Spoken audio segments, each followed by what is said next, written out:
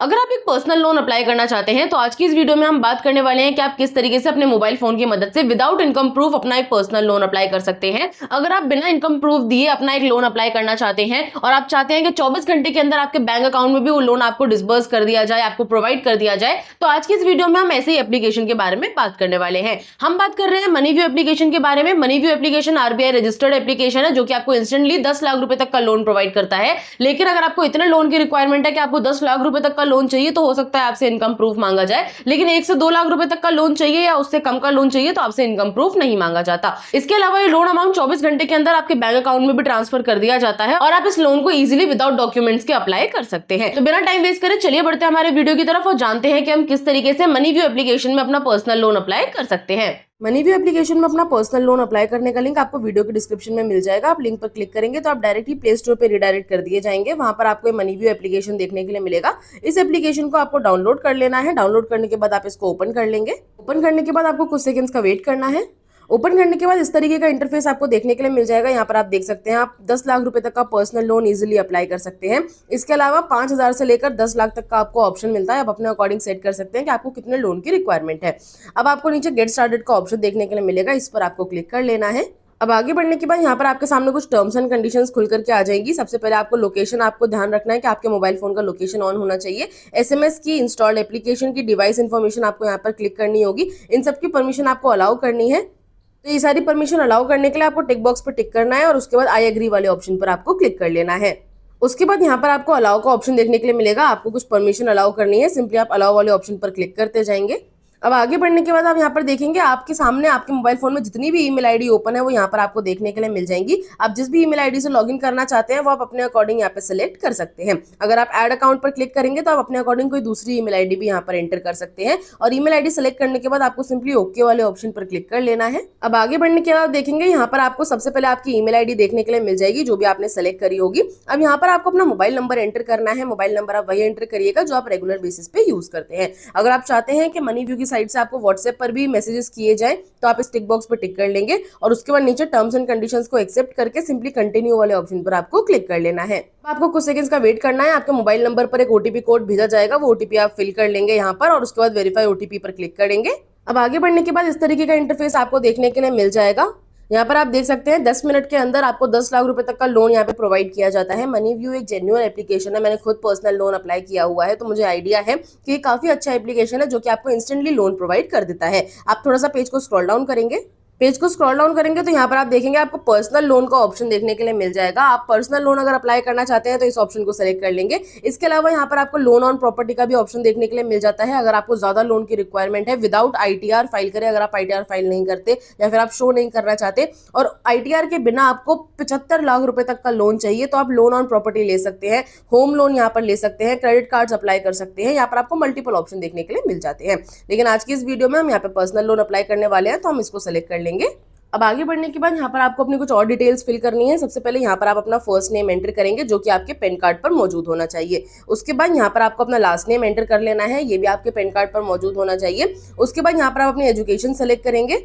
उसके बाद एजुकेशन में आप यहाँ पे देखेंगे आपको 3 ऑप्शन देखने के लिए मिल जाते हैं। सबसे पहला जो ऑप्शन है वो है पोस्ट ग्रेजुएट, यानी कि ग्रेजुएट से कम आपने पढ़ाई करी हुई है, 12th तक पढ़ाई करी है तो आप ये सेलेक्ट कर सकते हैं। अगर आपने ग्रेजुएशन करी है तो ग्रेजुएट सेलेक्ट कर सकते हैं। अगर आप हाई स्कूल यानी कि 10th क्लास और उससे नीचे पढ़े लिखे हैं तो आप वो यहाँ पर सेलेक्ट कर सकते हैं। उसके बाद अब यहाँ पर आपको अपना मैरिटल स्टेटस बताना है, आप सिंगल है, मैरिड है, अपने अकॉर्डिंग सेलेक्ट कर लेंगे। उसके बाद यहाँ पर आपको प्रिफर्ड लोन अमाउंट सेलेक्ट करना है, यानी कि आपको कितने तक का लोन चाहिए वो आप यहाँ पर एंटर करेंगे। आपको 50,000, 1 लाख, 2 लाख जितने के भी लोन की रिक्वायरमेंट है वो आप यहाँ पे सेलेक्ट कर लेंगे। और उसके बाद यहाँ पर आपको अपना एम्प्लॉयमेंट टाइप बताना है, इस पर क्लिक करेंगे। एम्प्लॉयमेंट टाइप में आपको बताना है कि आप सैलरीड पर्सन है या फिर सेल्फ एम्प्लॉयड पर्सन है। अगर आप जॉब करते हैं तो यहाँ पर आप सैलरीड सेलेक्ट कर लेंगे, अगर आप बिजनेस करते हैं तो सेल्फ एम्प्लॉयड सेलेक्ट कर लेंगे। ये आप अपने अकॉर्डिंग यहाँ पे एंटर कर सकते हैं। उसके बाद आप देखेंगे यहाँ पर आपसे पूछा जाता है कि आपको अपनी सैलरी किस तरीके से मिलती है, यानी कि आपको ऑनलाइन पेमेंट आता है या फिर आप कैश लेना पसंद करते हैं। जो भी आप जिस तरीके से भी आपको सैलरी रिसीव होती है, अगर ऑनलाइन पेमेंट आता है तो आप यहाँ पे ऑनलाइन सेलेक्ट कर लेंगे। अगर आपको कैश मिलता है, चेक मिलता है तो वो यहाँ पर आपको ऑप्शन मिल जाएगा, आप अपने अकॉर्डिंग यहाँ पे चेक कर सकते हैं। ये सारी डिटेल्स फिल करने के बाद आपको नीचे 3 टिक बॉक्स देखने के लिए मिल जाएंगे। इन तीनों टिक बॉक्स पे आपको टिक कर लेना है और सिंपली नीचे गेट ऑफर वाले ऑप्शन पर आप क्लिक कर लेंगे। अब आगे बढ़ने के बाद यहाँ पर आपको अपने पैन कार्ड की डिटेल्स फिल करने के लिए बोला जाएगा। सबसे पहले पैन कार्ड नंबर आप यहाँ पर एंटर करेंगे, अपना डेट ऑफ बर्थ आप यहाँ पर एंटर कर लेंगे। ध्यान रखिएगा डेट ऑफ बर्थ आपके पैन कार्ड पर मौजूद होना चाहिए। उसके बाद यहाँ पर आपको अपने करंट एड्रेस का पिन कोड एंटर कर लेना है। अभी आप जहाँ पे रहते हैं उस जगह का पिन कोड एंटर करेंगे। जेंडर में आपको सेलेक्ट करना है मेल, फीमेल, अदर आप अपने अकॉर्डिंग सेलेक्ट कर सकते हैं। और ये सारी डिटेल्स फिल करने के बाद आपको नीचे गेट ऑफर वाले ऑप्शन पर क्लिक कर लेना है।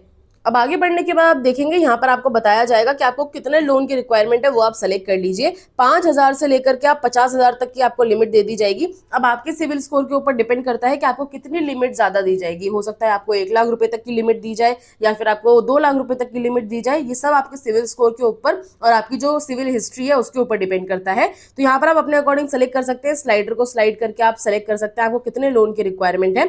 इसके अलावा नीचे आप देखेंगे आपको EMI टेन्योर भी सिलेक्ट करने के लिए बोला जाएगा। आपको कितने महीने की EMI बनानी है वो आप यहाँ पे सेलेक्ट कर सकते हैं। 3 महीने, 4 महीने, आप 36 महीने तक का यहाँ पर आपको टाइम मिलता है। आप यहाँ पे अपने अकॉर्डिंग सेलेक्ट कर सकते हैं कि आपको कितने महीने की EMI चाहिए। और साथ ही में यहाँ पर आपको EMI देखने के लिए मिल जाएगी कि अगर आप इतने महीने की EMI लेते हैं तो आपको इतना EMI पे करना पड़ेगा पर मंथ।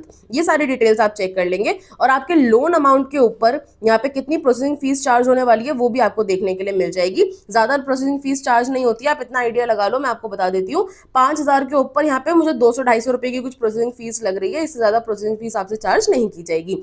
ये सारी डिटेल्स आप एक बार चेक कर लेंगे। और ये सब चेक करने के बाद, फिल करने के बाद सिंपली आपको नीचे कंफर्म एंड प्रोसीड वाले ऑप्शन पर क्लिक कर लेना है। अब आगे बढ़ने के बाद आप देखेंगे आपके सिर्फ 4 स्टेप रह गए हैं अपना लोन अप्रूव करवाने के लिए। सबसे पहले आपको बेसिक इन्फॉर्मेशन फिल करनी है, KYC कंप्लीट करनी है, ऑटो डेबिट सेटअप करना है, एक एग्रीमेंट साइन करना है। तो ये सारी डिटेल्स फिल करने के लिए आपको नीचे लेट्स गो का ऑप्शन मिलेगा, इस पर आप क्लिक करेंगे। अब आगे बढ़ने के बाद सबसे पहले आपको अपना मैरिटल स्टेटस बताना है। आप सिंगल है, मैरिड है, डिवोर्स्ड है, वो आप यहाँ पे सेलेक्ट कर लेंगे। आपको यहाँ पर अपने फादर का नेम एंटर करना है जो उनके पैन कार्ड पर मौजूद होना चाहिए, वो आप यहाँ पे एंटर कर लेंगे। साथ ही में मदर का फुल नेम आपको यहाँ पर एंटर कर लेना है। इसके बाद यहाँ पर आपसे पूछा जाता है कि जिस घर में आप रहते हैं क्या वो आपका अपना घर है या फिर रेंटेड अपार्टमेंट है। अगर आप अपने घर में रहते हैं तो यहाँ पर इस ऑप्शन को सेलेक्ट कर लेंगे, ओन हाउस को। अगर आप रेंटेड अपार्टमेंट में रहते हैं तो रेंटेड होम सेलेक्ट कर लेंगे।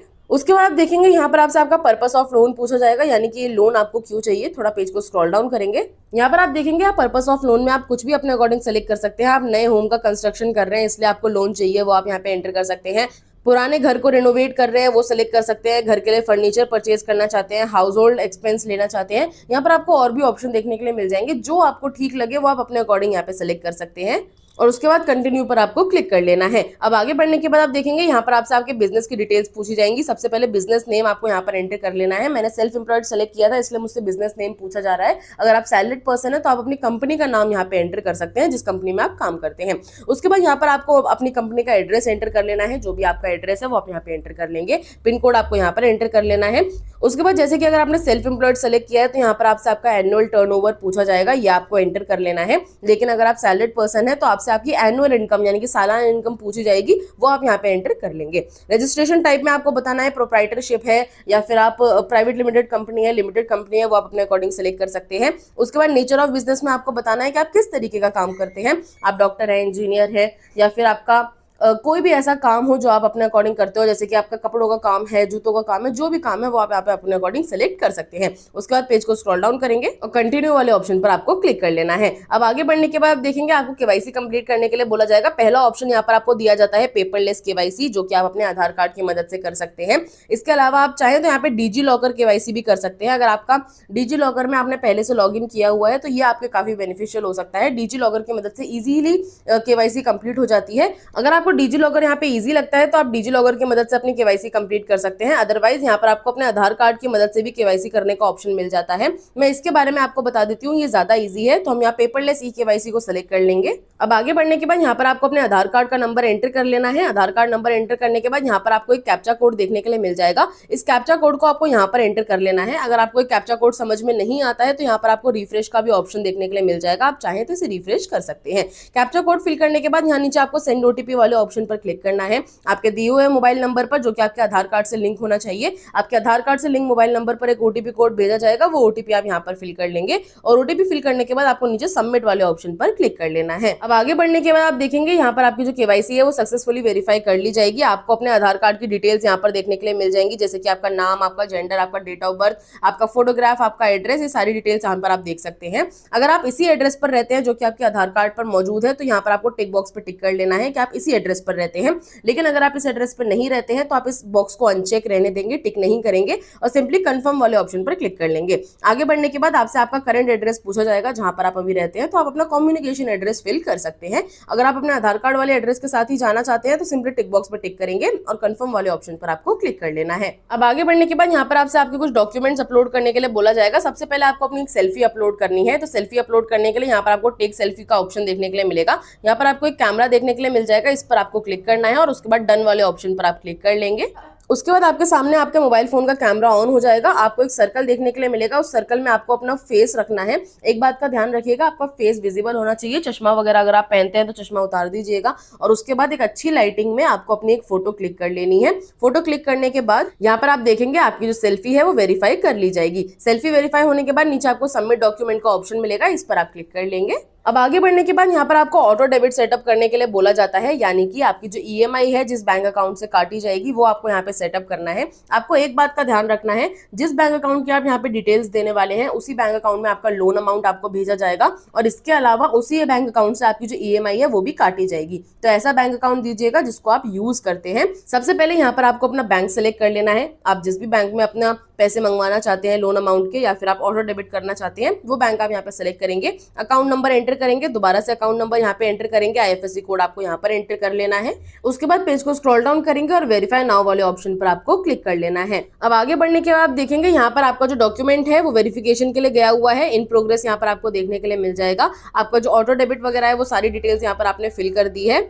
आप चाहें तो इस एप्लीकेशन को अभी फिलहाल के लिए हटा सकते हैं। आपको कुछ टाइम का वेट करना है, 10 से 15 मिनट बाद जब आप दोबारा से इस एप्लीकेशन को ओपन करेंगे तो आप देखेंगे आपका जो डॉक्यूमेंट है वो यहाँ पर वेरीफाई कर लिया जाएगा। रिव्यू यहाँ पर आपको देखने के लिए मिल जाएगा, आपने कितना लोन अमाउंट यहाँ पे लिया है, कितने लोन की आपको रिक्वायरमेंट थी वो आपने यहाँ पे सेलेक्ट किया है, लोन अमाउंट की ईएमआई कितनी बनी है वो भी आप सब यहाँ पर देख सकते हैं। सारी डिटेल्स यहाँ पर आपको देखने के लिए मिल जाएंगी। एक बार आप इसको चेक कर लीजिएगा, प्रोसेसिंग फीस कितनी चार्ज होने वाली है आपसे वो भी आप यहाँ पे देख सकते हैं। इसके अलावा प्रोसेसिंग फीस कटने के बाद कितना लोन अमाउंट आपके बैंक अकाउंट में ट्रांसफर किया जाएगा वो भी देख सकते हैं। अगर ये सारी डिटेल्स आपने चेक कर ली है तो सिंपली आप कंफर्म वाले ऑप्शन पर क्लिक कर लेंगे।